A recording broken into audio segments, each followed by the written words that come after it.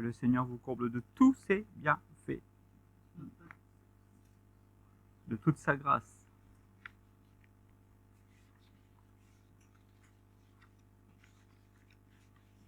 Alors je vais faire une petite pub avant de démarrer.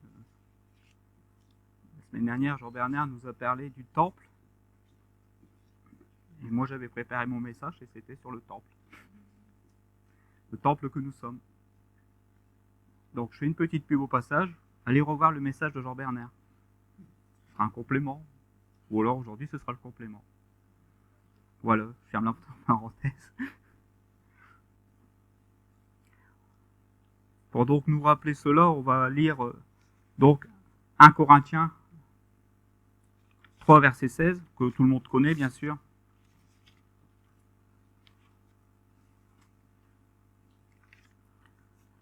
Ne savez-vous pas que vous êtes le temple de Dieu et que l'Esprit de Dieu habite en vous? Si quelqu'un détruit le temple de Dieu, Dieu le détruira, car le temple de Dieu est saint, et c'est ce que vous êtes. Amen. Le jour où nous sommes venus à Christ, que nous avons cru Dieu, c'est pas simplement croire en Dieu, c'est cru Dieu. Ça, il faut le saisir et bien le comprendre. Que nous avons été baptisés. Alors, quand je parle de baptême, je parle aussi bien du baptême d'eau que du baptême du Saint-Esprit, bien sûr. En lui, nous sommes devenus, je dirais, l'édifice de l'Église, une pierre. Mais aussi un temple. Chacun de nous, individuellement, nous sommes un temple. Nous sommes une pierre, collectivement, pour construire le temple qui s'appelle l'Église.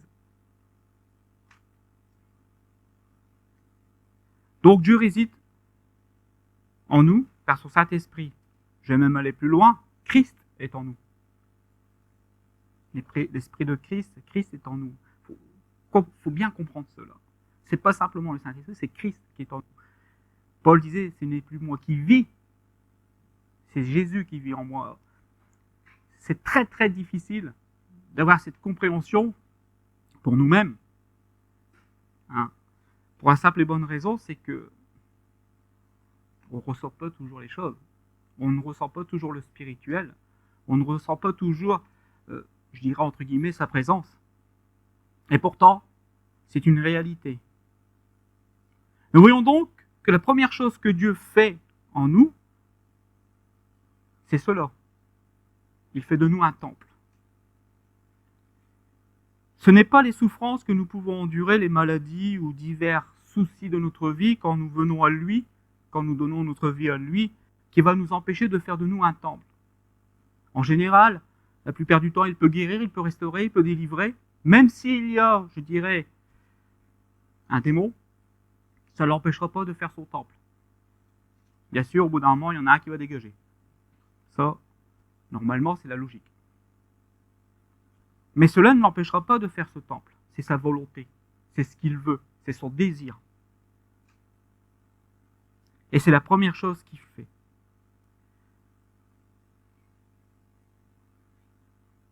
Dès que nous avons cru à son Fils, nous devenons donc un temple.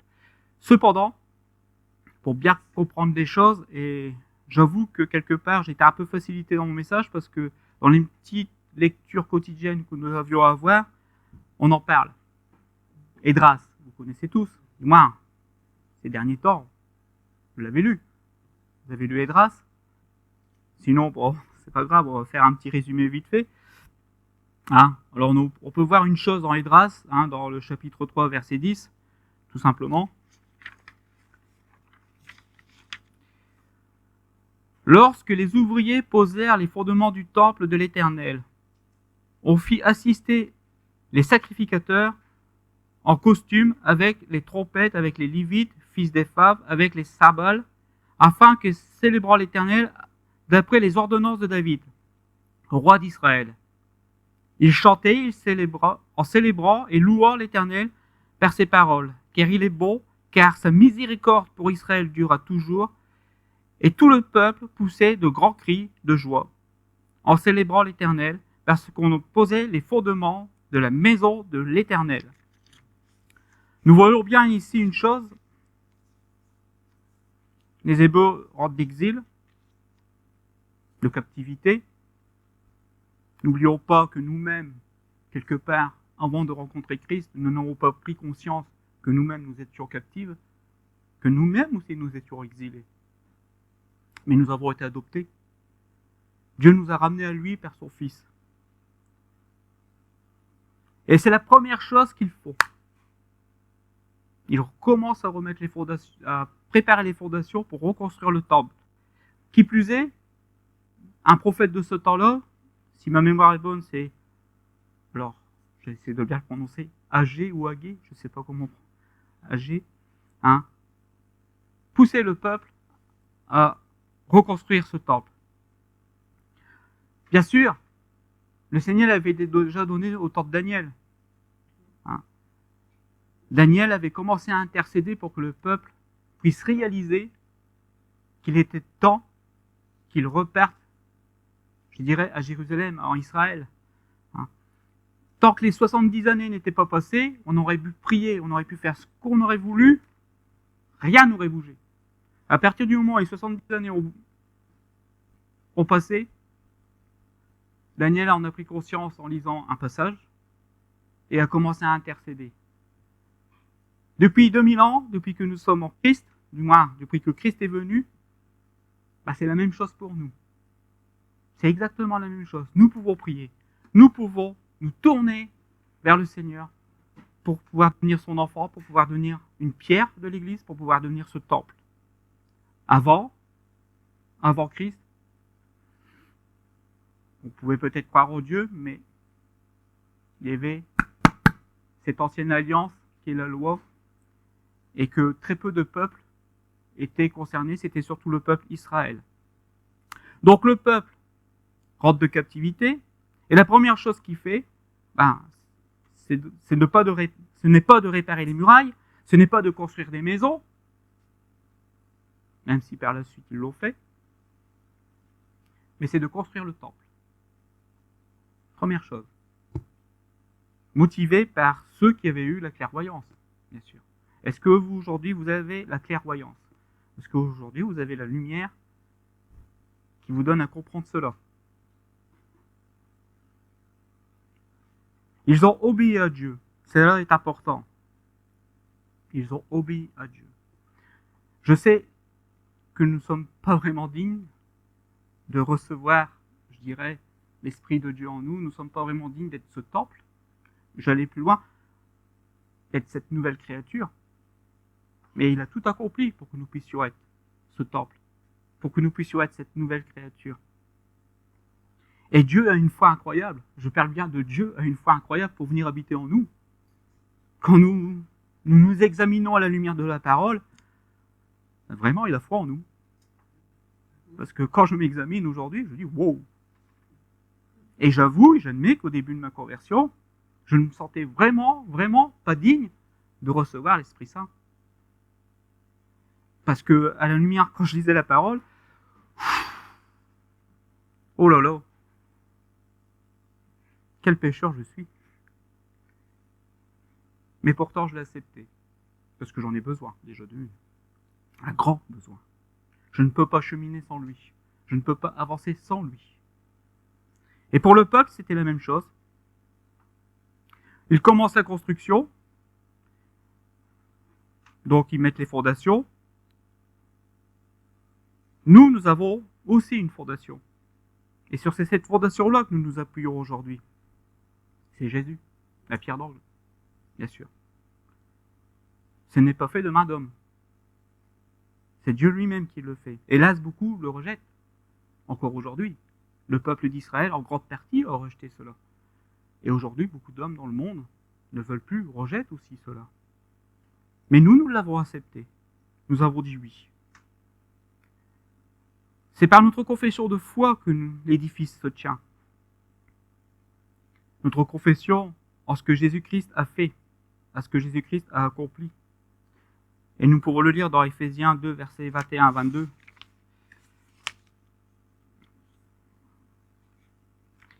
En lui, tout édifice, bien coordonné, s'élève pour être un temple saint dans le Seigneur. En lui, toujours en lui, vous êtes aussi édifiés pour être une habitation du Dieu en esprit, en lui. Donc c'est vraiment Christ.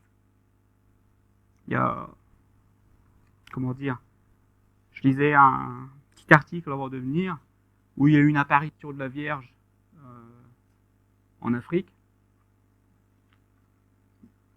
Alors je vois les photos, je mets un point d'interrogation.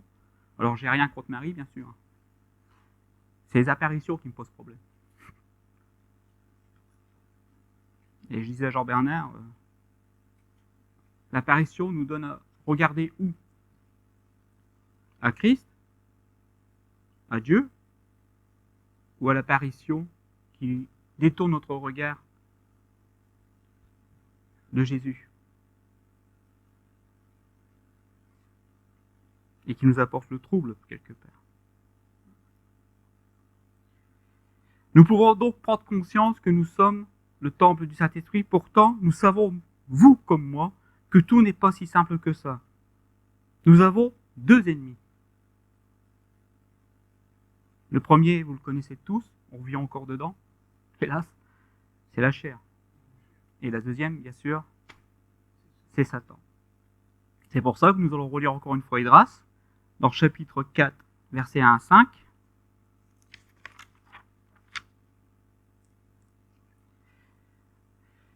Les ennemis de Juda, de Benjamin, apprirent que les fils de captivité bâtissaient un temple à l'Éternel, le Dieu d'Israël. Ils vinrent auprès de Zorobabel et les chefs de famille et leur dirent: nous bâtirons avec vous, car comme vous, nous invoquons, écoutez bien, comme vous, nous invoquons votre Dieu, et nous lui offrons des sacrifices depuis le temps d'Ésar, Haddon, roi d'Assyrie, qui nous a fait monter ici. Mais Zorobabel, Josué et les autres chefs de famille d'Israël leur répondirent: ce n'est pas à vous et à nous de bâtir la maison de notre Dieu. Nous la bâtirons nous seuls à l'Éternel, le Dieu d'Israël, comme nous l'a ordonné le roi Cyrus, roi de Perse. Alors, les gens du pays découragèrent le peuple de Juda, l'intimidèrent pour l'empêcher de bâtir. Les Hébreux commencent à reconstruire le temple, mais les ennemis, que ce soit de l'intérieur, la chair, et pour ceux qui ont lu Esdras, ils savent qu'il y a un moment, il y avait des traîtres parmi les Hébreux. Il y avait des gens qui construisaient, qui étaient hébreux pour la plupart. Mais comme ils s'étaient mariés avec des femmes étrangères, excusez-moi l'expression, ils avaient les fesses entre deux chaises. Ils pouvaient perdre des avantages d'un côté. Moi, j'appelle ça la chair. Vous voyez, la chair? La chair, elle aime bien les avantages. Donc, ça, c'est la chair. Et ça, c'était l'intérieur. Et aussi, l'ennemi de l'extérieur. Et on peut remarquer une chose. L'ennemi, vous avez vu qu'il ne cherche pas à détruire le temple? Non, mais on peut venir avec vous le construire. On peut venir avec vous le bâtir. Nous aussi, on l'adore. Nous aussi, on vient, on veut lui apporter des sacrifices. Ça pourrait être louable. Hein. On pourrait dire, bah ouais, tiens, un bon coup de main ne nous ferait pas de refus. Hein. Et pourtant, les sacrificateurs de l'époque, les autorités de l'époque ont dit non, c'est à nous à construire le temple. C'est à nous. Le temple qui est en nous, c'est Dieu qui est venu en nous. C'est lui qui est venu en nous. C'est lui qui est en train de bâtir la créature nouvelle que nous sommes. Qui est en train de la faire grandir, de la faire mûrir. C'est lui du moins qui est censé le faire.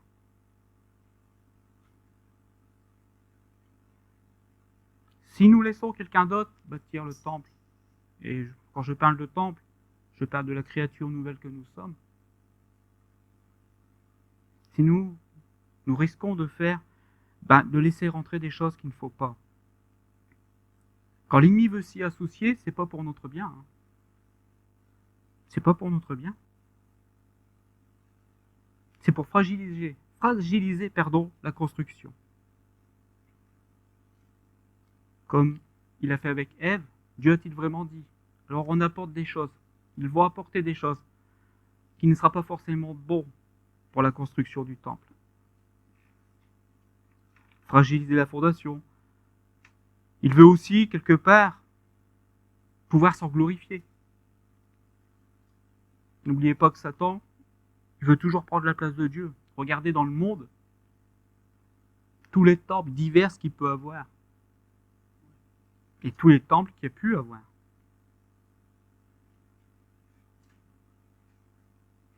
Il veut avoir des droits. On a construit le temple avec vous. Donc on a notre mot à dire. Comprenez ça?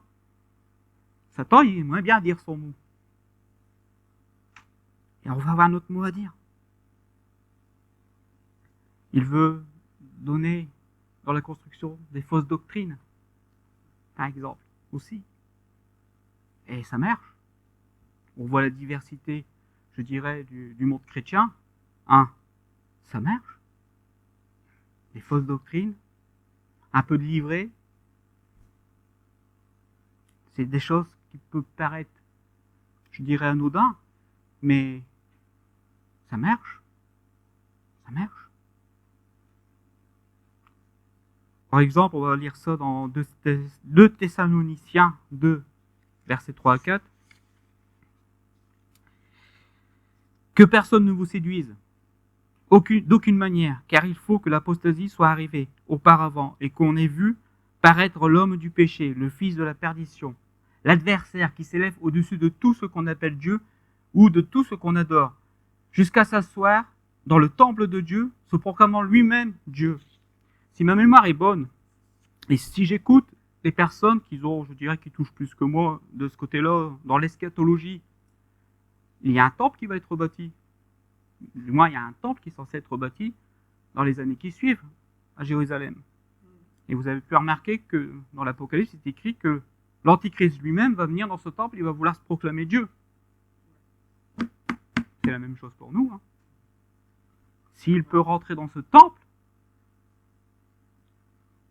et par moment, sans le savoir, au lieu d'adorer le vrai Dieu de vérité, je dirais, par Christ Jésus, on est détourné. On commence à adorer. On va adorer le pasteur parce qu'il fait tellement de miracles. Ou on va adorer des saints qui sont morts. Ou bien d'autres choses encore.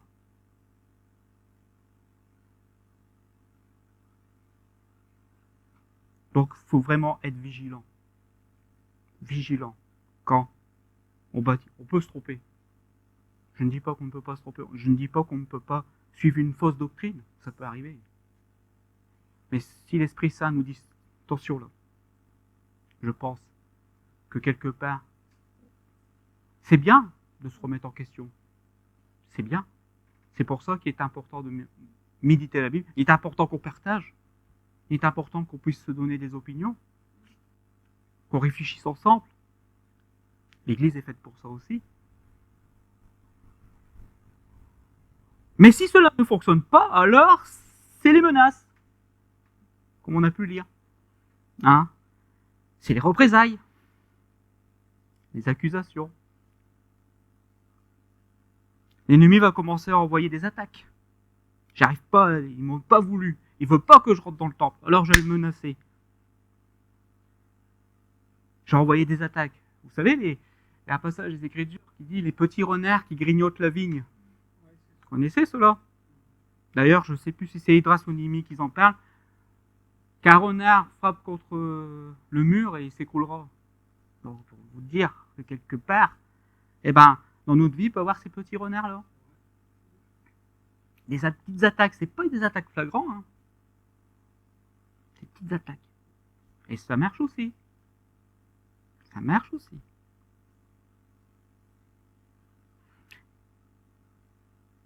Donc, des intimidations, des pressions spirituelles, on peut dire aussi. Alors, au lieu que le temple grandisse, se fortifie, au lieu que la nouvelle créature grandisse, se fortifie, qu'est-ce qui se passe? Notre sœur nous a parlé tout à l'heure de la peur.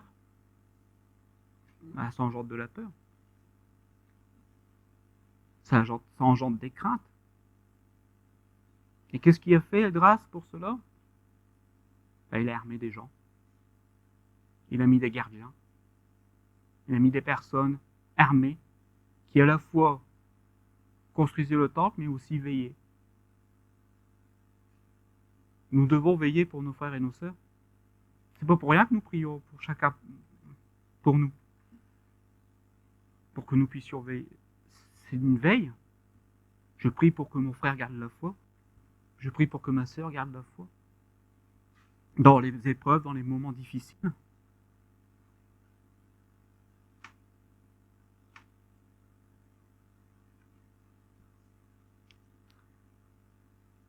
Prenons conscience de ça. C'est important. Je pense qu'aujourd'hui, l'Église, en général, je ne parle pas chez nous, ça devrait être général parce que elle a une tendance à vouloir se refroidir. Dans la prière surtout. On ne voit plus rien, donc pourquoi ça sert de prier? Moi je t'importune Seigneur parce que j'ai cru en toi. Et non seulement j'ai cru en toi, mais j'ai vécu, j'ai vu des choses. Et comme disait une personne que je connais, même si on viendrait me dire que Dieu n'existe pas, je croirais quand même parce que j'ai vécu toutes choses.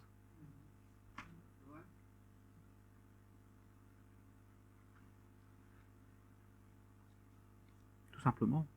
Il faut tenir ferme, il faut tenir bon. Jésus a dit, c'est pas ceux qui disent Seigneur, Seigneur qui rentrent dans le royaume. C'est ceux qui font la volonté de mon Père, et faire la volonté de son Père, c'est quoi?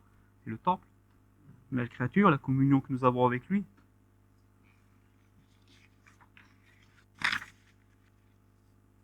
On va continuer, mais on va continuer sur un autre point de vue.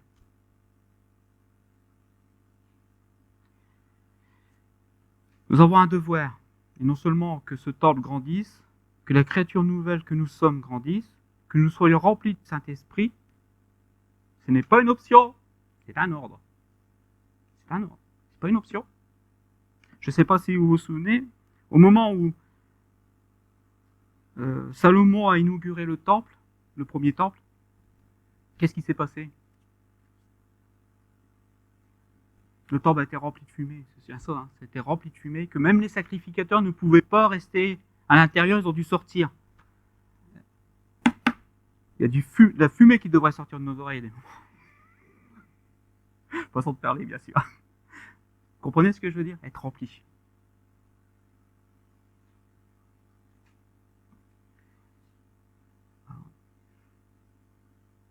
Pour que le temple puisse se fortifier, donc je disais. Et pouvoir tenir bon, parce que quelque part, je ne sais pas pour vous, mais la situation mondiale, que ce soit sur le plan économique, social, et même pas loin d'ici, je crois que c'est à 3000 km, pas fameux, hein. Et c'est ceux qui tiendront bon qui vont remporter la victoire. Qui plus est, dans le temple, il y avait toujours plusieurs pièces. Notre personnalité a plusieurs pièces. Hein, je ne suis pas fait de marbre, d'accord? Et une pièce doit être éclairée, non pas par la lumière des hommes, mais par la lumière de Dieu. Or, ta parole est une lampe sur mon sentier. C'est pour ça, encore une fois, que nous invitons toujours nos frères et nos sœurs de pouvoir au moins la lire. Je sais, on ne comprendra peut-être pas toujours tout, mais à des moments, Dieu peut nous éclairer. Et quand il nous éclaire, c'est pas rien. Ça peut éclairer une partie de nous-mêmes dans nos vies, les choses encore à nettoyer, à abandonner, et il y a du travail. Comme quelque part, nous éclairer sur ce qui peut arriver dans le monde, pour que nous puissions faire nos préparatifs, je dirais entre guillemets. Quand Jésus dit veillez et priez pour ne pas tomber en tentation, par exemple, priez. Restez en communion. On comprendra à la fin pourquoi je dis ça.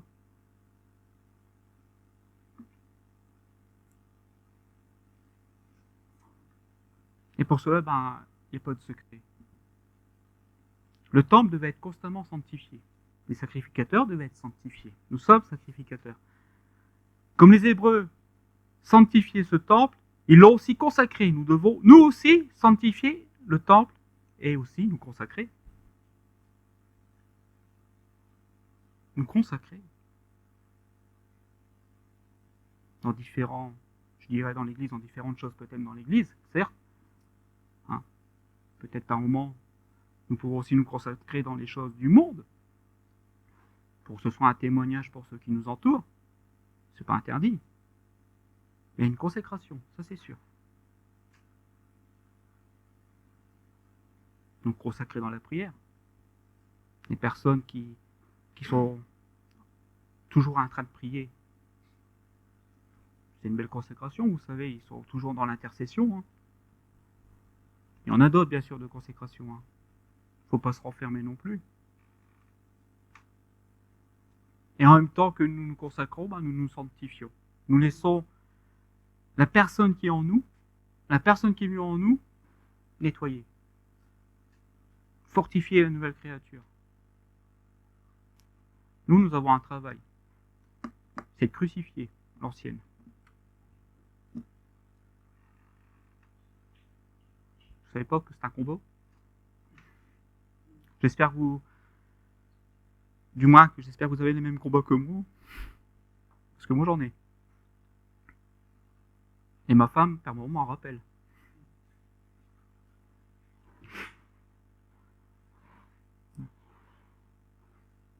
Donc, nous sommes donc le temple de l'Esprit par le Saint-Esprit en nous. Et pour cela, il faut bien comprendre que Dieu veut être, c'est-à-dire dans notre cœur.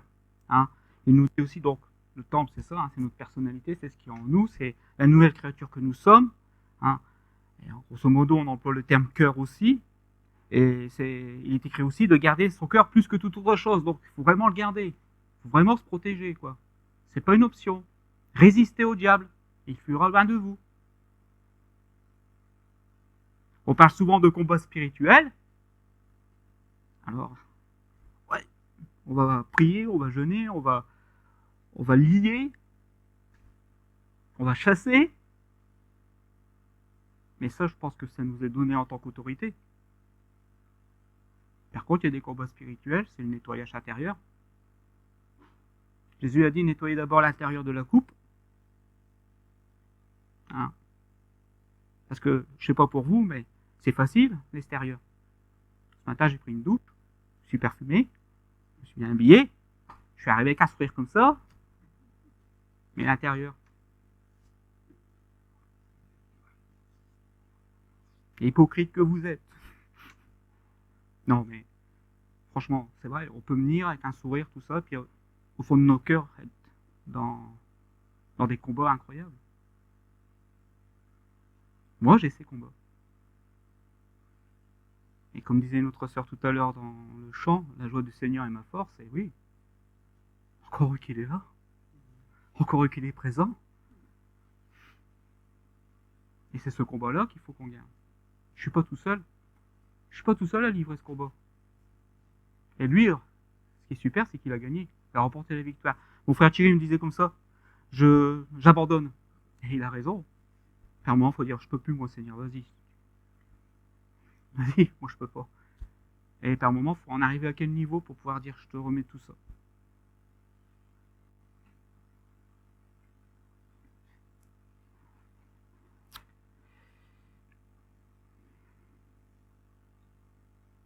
Alors, quand je parle de nettoyage du temple, je parle aussi à ce qui peut sortir de notre bouche par moment. C'est dans Matthieu 15, verset 11. Hein. Ce n'est pas ce qui rentre dans votre bouche qui souille l'homme. Hein. Vous voyez, des souillures. Mais c'est ce qui en sort. Et là, je ne voudrais pas parler forcément de paroles malhonnêtes ou des jurons. Je trouve que ça fait partie d'une forme de sanctification. Oui. Oui. Hein, mais c'est pas parce que je m'écrase le doigt et que je dis saclette que ça y est. Je suis en manque de sanctification. C'est quoi un réflexe qu'il faut que je soigne, qu'il faut que je fasse attention. Oui. Par contre, il y a des paroles qui peuvent sortir de notre bouche. Et par moments, ces paroles, c'est des manques de foi. Vous serez jugé en fonction de ce qui sort de votre bouche. Et si ce qui sort de votre bouche est toujours « Oh, rien ne va. Oh, t'as vu aujourd'hui, il pleut encore. Oh, vraiment, c'est nul. » Je sais pas pour vous, moi j'aime la pluie, surtout en ce moment. Il faut combien de semaines de sécheresse pour qu'on commence à apprécier la moindre goutte qui va tomber? Moi, je me suis dit, plus jamais je me plaindrai quand il pleut. C'est vrai, à la rigueur, des moments, avoir du temps gris pendant 3 semaines, 4... et nous, le Nord, on connaît bien ça, hein, on a l'habitude. D'accord? Alors, je sais pas, c'est vrai que voir toujours des nuages gris et qu'il ne pleut pas, par moment, je préfère avoir du soleil et qu'il ne pleuve pas. C'est vrai. Mais sinon, non, qu'il pleuve, je suis content. Surtout que les Écritures nous disent que ça va être de plus en plus difficile d'avoir de l'eau potable. Alors à combien plus forte raison quand il pleut, je te loue Seigneur pour cette eau qui tombe. Elle repasse par les nappes phréatiques, elle revient dans mon robinet, dans une bouteille d'eau et je peux la boire. Changer notre façon de penser, c'est ce que le Seigneur veut faire, changer notre optique. Ne pas tomber dans le piège de l'ennemi, à vouloir que nous soyons toujours aigris de choses dont nous avons besoin des moments. Nous avons besoin d'eau. Non? Alors déjà, ce qui va sortir de notre bouche, ces paroles qui risquent plus de nous enfoncer que de nous élever. Gardons l'équilibre, je dirais simplement. Réjouissons-nous quand il pleut, réjouissons-nous quand il fait beau, c'est tout. Rendons grâce au Seigneur pour toutes choses. Il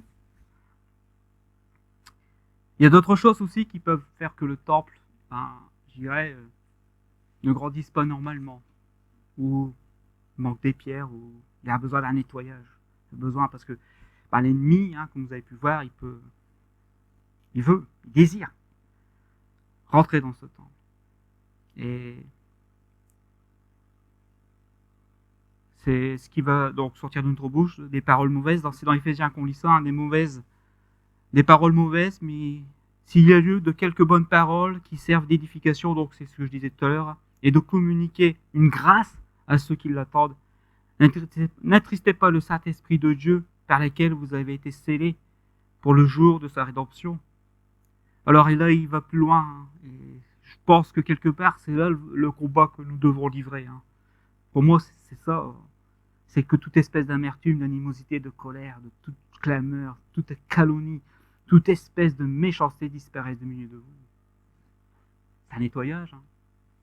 Moi, pour moi, je dois vous dire franchement, je pense pas être autrement que vous. Ça m'arrive encore de me mettre en colère. Alors, il y a des colères normales, pour moi, je pense. Mais par moments, l'animosité, par exemple, qui ronge comme un cancer. Et ça nous pousse à des clameurs, ça nous pousse à des calomnies. On devient assez simple, on fait le boulot du malin. Le malin n'a plus besoin d'accuser, c'est nous qu'on accuse. Ah ouais, attention. Moi, dans le doute, maintenant je préfère plus rien dire. Quand je sais pas, et encore même quand je sais, il faut faire attention.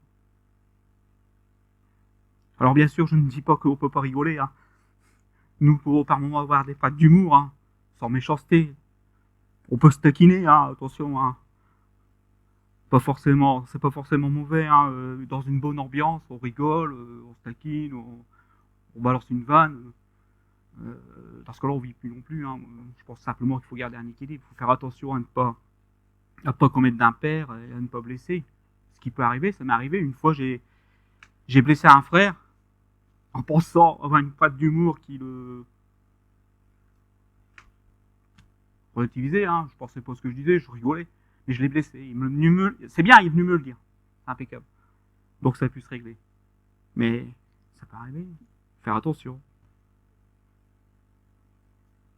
C'est dans Colossiens aussi qui nous rappelle tout ça, la colère, l'animosité, la méchanceté, les calomnies, les paroles déshonnêtes qui pourraient sortir de votre bouche, toujours le même problème.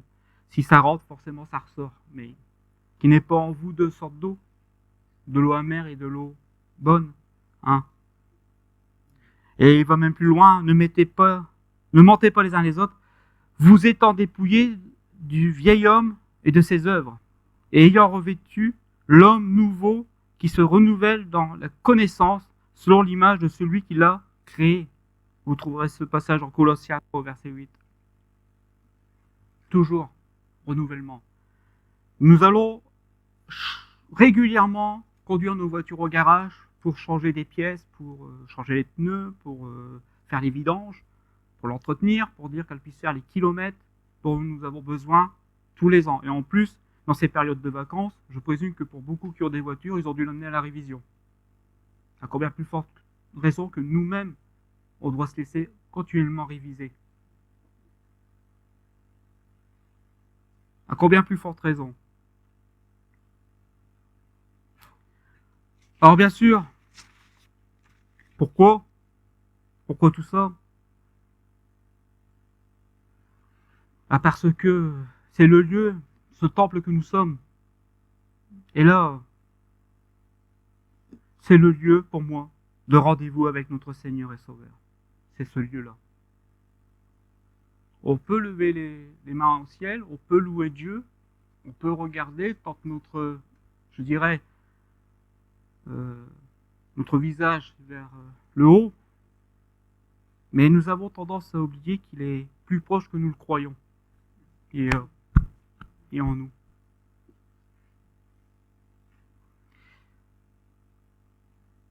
David aimait aller au temple. Il aimait le temple. Nous devons aimer ce temple qui est en nous. Il pouvait y aller pour louer Dieu, pour lui rendre grâce. Aller vers lui, tout simplement. Et nous, par moment, Dieu, où tu es? Alors qu'il est là. Nous nous tenons dans nos lieux secrets. Et n'oublions pas que nous sommes le temple. Donc je disais, c'est pas tant de lever les yeux au ciel, démarche de voir ce que je dois dire, enfin. Mais c'est de rentrer en nous-mêmes. De pouvoir, je dirais, j'aime bien prier à haute voix. Surtout chez moi. Quand je suis dans ma chambre tout seul, je me permets un peu plus. Mais il y a une chose que j'aimerais apprendre, c'est pouvoir faire silence. C'est moins évident pour moi. Faire silence et rentrer en moi-même. Je suis pas bouddhiste, vous inquiétez pas. Mais faire silence et rentrer en moi-même. Car il est là. Il est en moi. Car il est en nous. Dans cette intimité qu'il nous donne, parce que c'est lui qui nous l'a donné, à la personne de son Fils Christ Jésus, nous devons comprendre cela. C'est pour cela que nous devons, quand nous, en prenant pleinement conscience, car je sais, c'est difficile, je sais. C'est pas toujours évident que les circonstances, les choses de notre vie, de tous les jours, les problèmes, les soucis, je prends un exemple de Monique, elle était à l'hôpital. Elle savait même pas que si, elle savait. Excuse-moi, Monique. À la fois. Dieu était avec elle. Elle est le temple. Elle avait peur. Bon, je comprends très bien, t'inquiète pas, ce serait pareil. Je suis pas meilleur. Je crois qu'on livre les mêmes combats. Et pourtant, elle a pris conscience et elle a simplement loué Dieu. Elle a pris conscience. Et elle s'en est remise à lui. Elle s'en est remise à qui? À son amour. En sa grâce. À la foi. À la fois en lui, à la fois en son amour. Et Monique n'est pas tout seul, mais on a d'autres frères et sœurs qui passent par des difficultés. Sachez que Dieu est avec vous parce que vous êtes le temple du Saint-Esprit. Christ est en vous.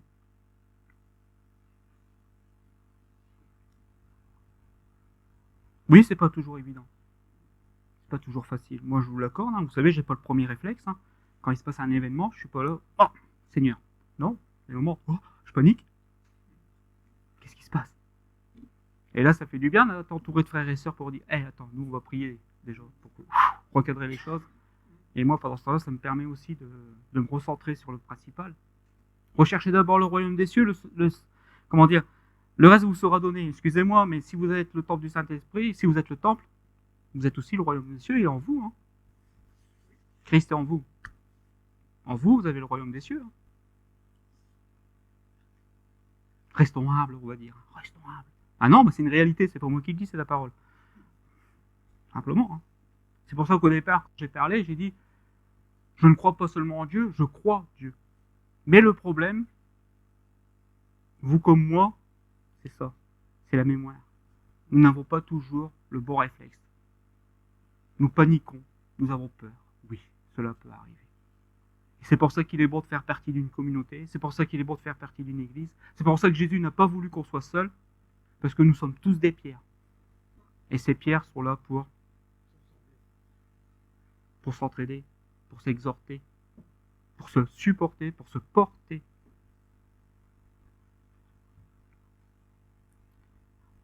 Alors je pourrais revenir après, il y a des fausses doctrines, encore une fois. C'est important de rentrer en nous-mêmes. Parce que des choses nous sont apportées, des moments, Vous avez le droit d'examiner ce que je vous dis.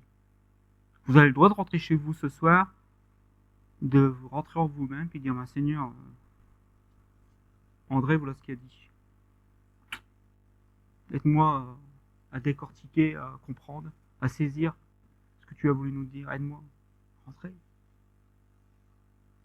Il y a d'autres messages, Jean-Bernard, il en a parlé encore la semaine dernière, je vous invite à aller voir, c'est très enrichissant. Si on pouvait dire tout ce qu'on avait à dire aujourd'hui, vous n'êtes pas encore parti. Comprenons cela. À ce moment-là, nous livrons les bons combats. Regardez ce temple saint, et nous pouvons garder cette communion pleine et entière avec notre Seigneur et Sauveur Christ Jésus. Parce que si nous n'entretenons pas le temple, au bout d'un moment, qu'est-ce qui va se passer? Dieu ne me parle plus. Je sais pas, j'ai des doutes. Il est bon d'avoir des doutes, je ne dis pas qu'il ne faut pas en avoir, par moments ça aide. Et je peux comprendre les doutes. Par contre, du doute, on peut en arriver à l'incrédulité. Et j'ai entendu une fois une personne qui m'était chère qui me dit, je ne sais plus si Dieu existe. Et ça peut arriver. Alors, en prenant conscience que la personne qui est en nous, la personne qui est avec nous, je finirai peut-être là-dessus. Les parents vont comprendre, les grands-parents comprendront aussi bien. Si vous deviez confier votre enfant à quelqu'un, est-ce que vous la confierez à une personne que vous ne connaissez pas? Je pense que vous la confierez à une personne que vous connaissez. Une personne à qui vous pouvez avoir confiance. Quelque part, c'est ça. En nous mettant en sa présence, en rentrant en nous-mêmes, en nous confiant en lui, en sachant très bien que on n'a pas forcément une grande foi, en ayant confiance en son amour et en ayant cette communion, et c'est ça qui est important surtout. C'est que si nous sommes le temple, nous sommes plus facilement en communion. Ne cherchez pas le sacrifice qui a été fait. C'est fait. Ne cherchez pas à vous justifier, il y a Jésus qui intercède pour vous. S'il y a péché, il y a une confession, certes. C'est vrai. Je ne dis pas le contraire. Mais il intercède pour nous. Mais tenir en sa présence. Pour que lui puisse accomplir, retirer, étayer, éléguer. Et petit à petit, je dirais la confiance grandit, petit à petit, on lui remet plus, de plus en plus. J'oserais dire, pour finir là-dessus, on se débarrasse. C'est difficile, c'est un combat. C'est un combat que la chair n'accepte pas, et que Satan veut surtout pas que nous puissions livrer. Confie-toi à toi-même, c'est plus sûr. J'admets que des moments, on peut être contradictoire. Nos enfants, on les élève pour qu'ils puissent s'émanciper. Dieu, c'est l'inverse. Dieu, c'est l'inverse. Il nous élève pour qu'on puisse de plus en plus s'attacher à lui. Pour qu'on puisse de plus en plus être avec lui. Et pour ça, il a fait de nous un temple. Il a fait de nous une nouvelle créature. On peut finir là? Pour pas trop déborder dans le temps. Voilà, tout simplement. Sois le temple que Dieu veut que tu sois. Sois la nouvelle créature. Sois tout simplement en lui. Tout simplement. On va prier. Mon Père, par moment on demande des réveils, on demande des événements, des choses qui font que on voit ta majesté, ta grandeur se manifester dans l'assemblée. Ça, je ne le retire pas, parce que nous voulons à chaque instant nous attendre à toi. Mais individuellement, nous voulons prendre conscience de ce que nous sommes, de ce temple que nous sommes, de nos devoirs vis-à-vis de ce temple, et de ce que toi tu fais à travers nous, à travers cette nouvelle créature que nous sommes. Et pour cela, je voudrais simplement te bénir et te remercier. Nous qui étions loin d'être dignes de te recevoir, tu as eu foi en nous pour venir habiter avec nous. pour venir te réconcilier avec nous et de faire de nous des créatures nouvelles, de faire de nous des personnes qui aujourd'hui pourront dire nous sommes tes enfants et le dire à haute voix, nous sommes tes fils, tes filles. Je te loue donc pour tout cela et je te rends grâce pour tout cela. Et que la lumière, je dirais, qui est en nous, c'est-à-dire ta lumière, puisse briller pour tous ceux qui nous entourent. En Christ Jésus, en lui et en nul autre. Amen.